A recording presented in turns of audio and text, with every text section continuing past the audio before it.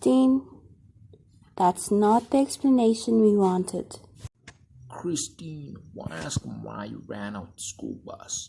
And not only that, but unattended in a factory, not some fishy background story, especially when it doesn't even make some sense.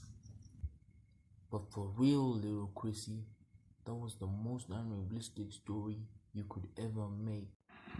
Cause there's no way chaos could have come into your life when you were a 3-year-old.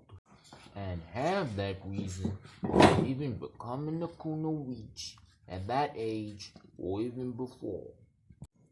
And second, if you were 3, you'd probably be put in an orphanage, or your parents would have been there with you.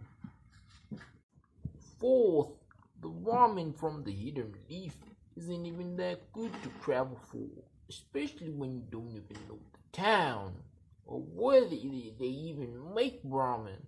I would have believed you if you said none of that. Okay, I'll tell you the real story. Traveling on the bus towards the color factory. I sat next to Stoneface, aka my green-haired robotic friend, with him sitting next to the window seat. My layout and information of the color factor is lacking by 0.78%. I need you to go and find the missing percentage. Lucky for us, we were just close by to the factory. Stoneface always needing an up-to-date status on the entire facility, arriving to seem like an egghead to all of us. Fortunately for him, the bus halted. Unfortunately for the bus driver, He rushed out towards the door to puke beside the bridge we were on. he had been sick for a week. I tried offering him a cupcake to cheer him up. You mean the poison moldy old cupcake that you gave him a week before as well? It's a miracle that he had runs just for a week. He could have died from food poison, but he didn't. He puked the contents of his stomach outside on that bridge, and I seized that opportunity to run outside and get in the color factory for the first view of it, in search of the missing 0.78 missing data. I will admit I was at a loss for words.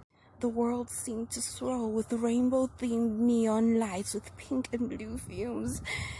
It was intoxicating. Intoxicating my ass. The first thing you literally did was trip on a flippin' pipe that carried toxic fumes. Hell, you're lucky you can still tell us the story. It was magical.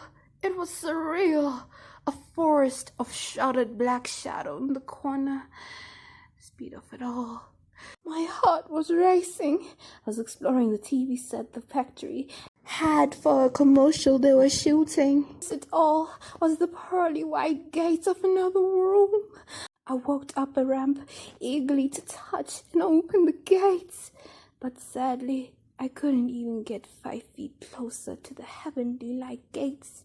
Just about the corner of my eye, I spotted a swamp monster from the corner of the room running towards my direction. I knew if I even delayed for a second, it would get me. So I ran as fast as I could in the opposite direction at full speed. Never did I ever look back. Well, kinda. Found a trolley with this really cool gun, so I picked it up, aimed it at the swamp monster, and shot it dead. Oh, so that's why that factory worker was on the floor covered in paint. Poor man must have been trying to save you from touching live wires. Only to be thanked by paint guns. Christine, I still want an apology for all those cupcakes you gave me. They caused me a lot of pain and suffering.